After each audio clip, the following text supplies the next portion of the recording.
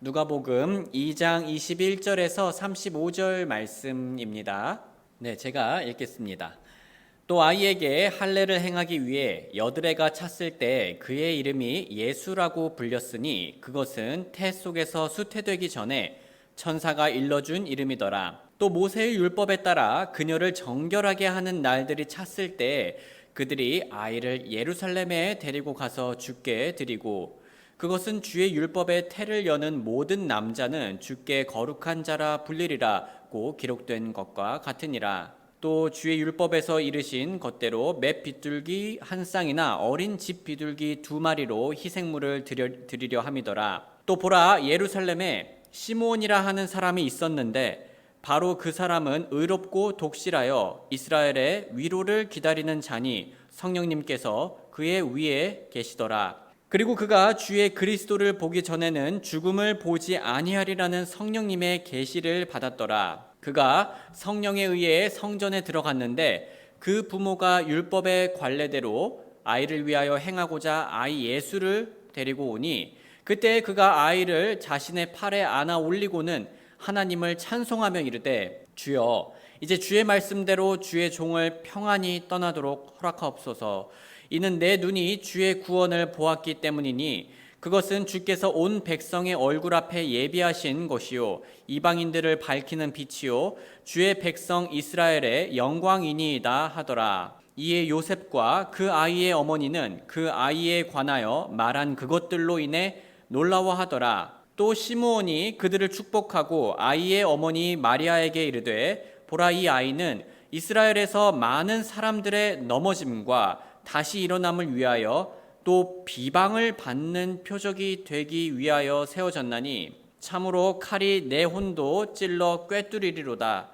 이것은 많은 사람들의 마음의 생각을 드러나게 하고자 함이라 하더라. 오늘 말씀 주제는 희생에 대한 예언입니다. 희생에 대한 예언.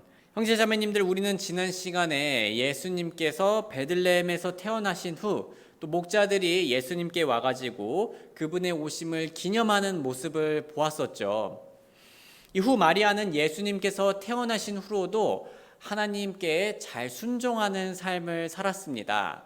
그들은 율법에 따라, 마리아와 요셉은 율법에 따라 예수님께서 태어나신 지 8일째 되는 날에 할례를 행했고요.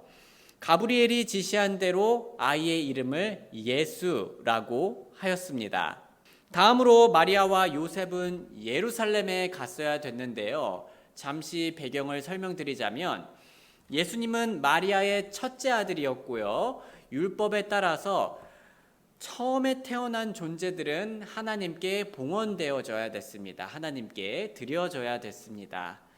그런 이유로 마리아와 요셉은 예루살렘에 갔는데요. 그런데 거기에서 뜻밖의 만남을 가지게 됩니다. 바로 시므온이라는 사람을 만나게 된 건데요. 먼저 요셉 가족을 만난 시므온은 아주 듣기 좋은 축복의 말을 전했습니다. 누가복음 2장 29절에서 32절, 주여 이제 주의 말씀대로 주의 종을 평안히 떠나도록 허락하소서. 이는 내 눈이 주의 구원을 보았기 때문이니 그것은 주께서 온 백성의 얼굴 앞에 예비하신 것이요 이방인들을 밝히는 빛이요 주의 백성 이스라엘의 영광이니이다 하더라. 여기까지 들으면요, 너무나 기쁜 소식입니다. 마치 우리 그 목자들과 같은 비슷한 축복의 말을 전해주고 있습니다. 그런데요, 시므온은요, 단순히 축복하는 말로 그의 말을 멈추지 않습니다. 누가복음 2장 34절 말씀을 보면요, 우리 한번 같이 읽어보겠습니다. 시작.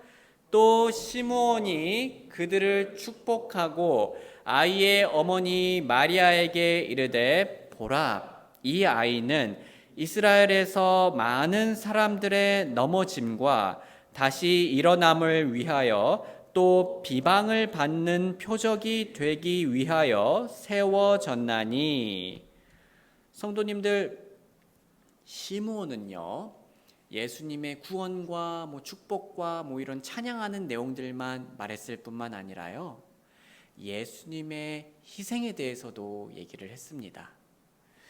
예수님은 구원이셨고 유대인들과 이방인들에게 아주 기쁜 소식이었어요. 하지만 먼저 예수님께서는 자신이 구원하려는 사람들로부터 고통당하고 비판당하고 십자가에서 죽으셔야 하는 고난을, 그 희생을 경험하셔야 됐었습니다. 예수님께서는 스스로도 사역 중에 이렇게 말씀하셨어요. 누가복음 9장 22절 이르시되 인자가, 사람의 아들 예수님입니다, 반드시 많은 일들로 고난을 겪고 장로들과 수제사장들과 서기관들에게 버림받아 죽임을 당하며 셋째 날 일으켜지리라 하시더라. 그리고 다들 잘 아시다시피 너무 감사하게도 예수님께서는 누구를 위해서 이 고통을 당하셨습니까? 우리를 위해서 이 고통을 당하셨습니다.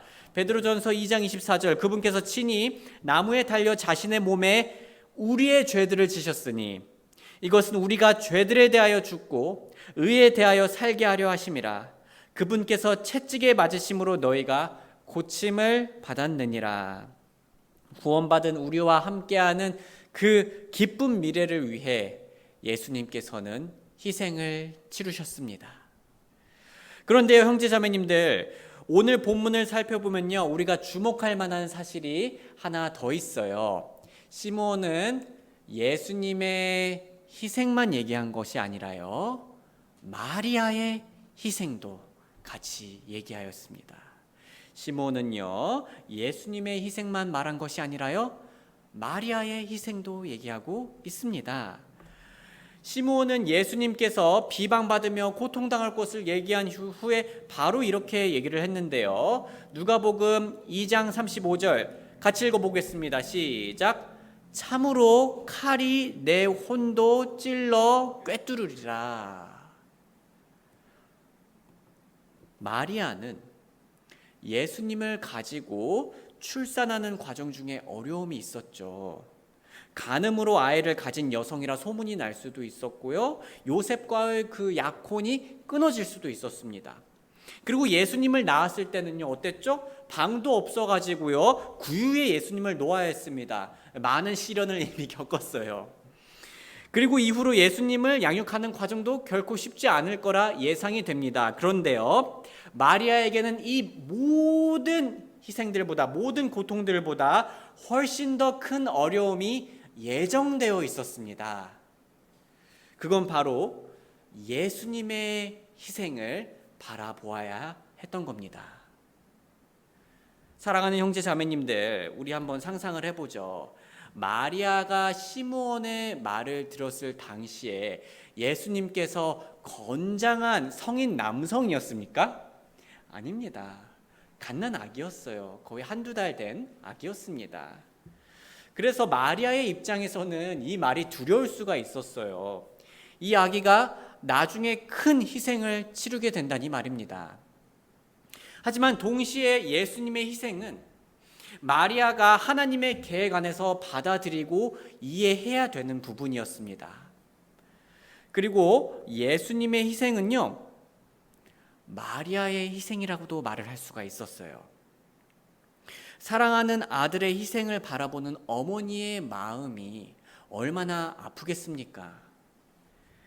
이 상황에 대해 다마스쿠스의 요한이라는 신학자는 다음과 같이 얘기해 주었는데요. 그녀는, 마리아죠, 예수님이 죄인으로서 죽임당하는 것을 보았다.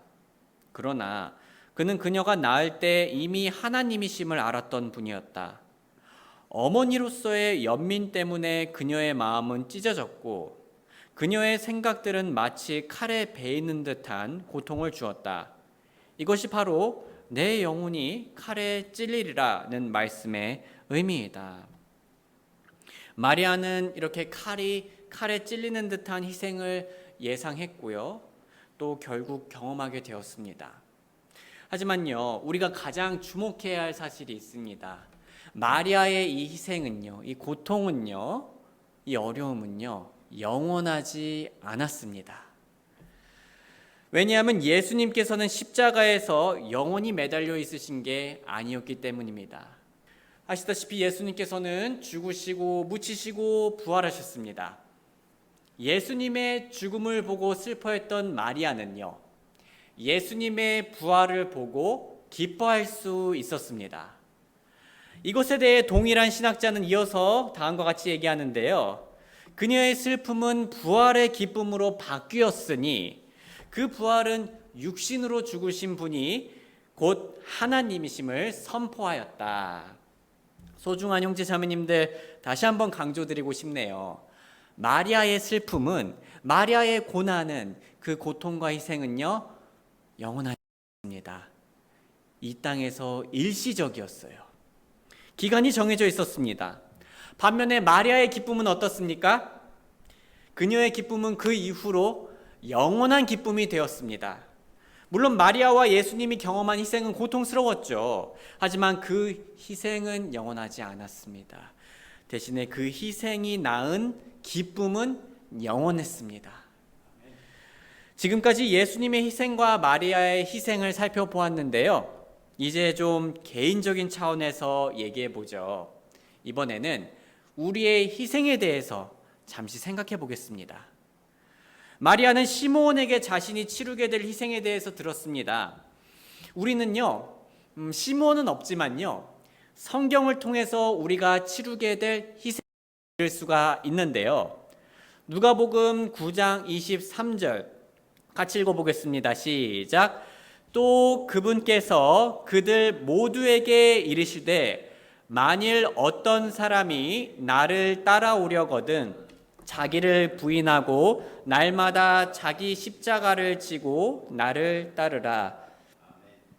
그리스도인으로 산다는 것은요, 예수님께서 우리를 위해 십자가를 지셨듯이 우리도 예수님을 위해 십자가를 지는 삶입니다. 다시 말해 그리스도인으로 산다는 것은요, 예수님께서 우리를 위해 아낌없이 희생한 것처럼 우리 또한 예수님을 위해 아낌없이 희생하는 삶입니다. 더 간단하게 말하자면요, 예수님께서 우리를 사랑하셨듯이 우리도 예수님을 사랑하는 삶이 바로 그리스도인의 삶입니다. 그렇다면요, 우리는 궁금할 수 있어요. 어떠한 종류의 희생을 경험하게 될까요? 우리는요, 예수님처럼 직접 희생을 경험할 수 있습니다. 예를 들면 예수님의 진리와 사랑을 전하다가 물론 많은 분들이 좋아해 줄 수 있어요. 근데 또 어떤 분들은요, 예수님 안에서의 그 진리를 보고 예수님 안에서의 사랑을 보고요, 거절하거나 조롱하거나 오해할 수도 있습니다.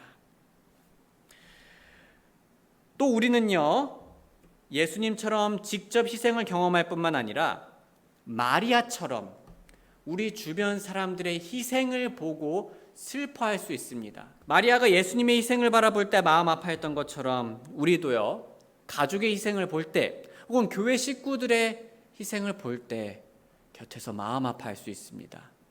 그것이 하나님 안에서 맞기는 한데 또한 동시에 그것이 우리 형제 자매님들한테 혹은 내 가족에게 아픔이 된다는 것을 충분히 알기에 마음 아파할 수 있다는 거죠.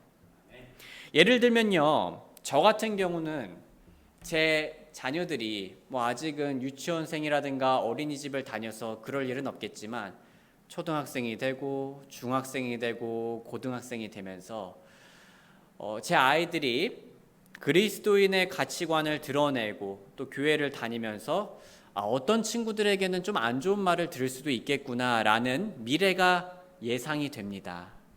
또 그런 걸 생각을 하면요, 마음이 좋지가 않아요. 걱정이 되기도 하고요. 정말 만약에 저희 아이들이 좀 심하게 다른 동급생들로부터 그리스도인인 것으로 인하여서 뭔가 피해를 받는다면요, 저는 제가 직접 받는 고통보다 훨씬 더 큰 고통을 감내하게 될 것 같아요. 그것이 우리가 겪을 수 있는 하나의 희생이 될 수가 있습니다.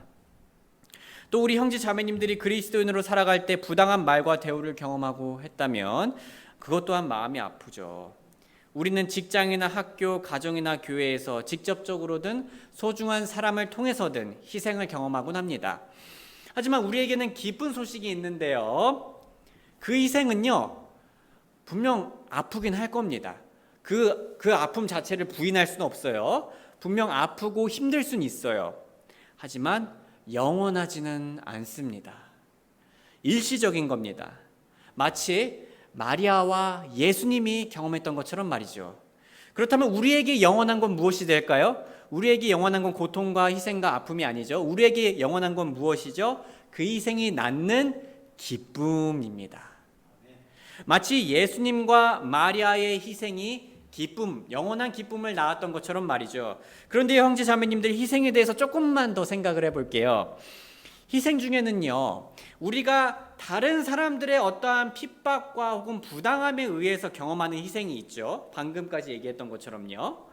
그런데 그리스도인들이 경험할 수 있는 희생 중 조금 다른 종류의 희생도 있습니다. 그건 바로 우리가 자발적으로 드리는 희생입니다. 우리가 자발적으로 드리는 희생. 즉 다른 사람에 의해서가 아니라요, 내가 적극적으로 나아가서 하는 희생인 거죠. 내가 어쩔 수 없이 경험하는 희생이 아니라 내가 자발적으로 적극적으로 경험하는 희생입니다. 그리고 이 자발적으로 경험하는 희생도요, 방금처럼 우리에게 기쁨을 낳아줍니다.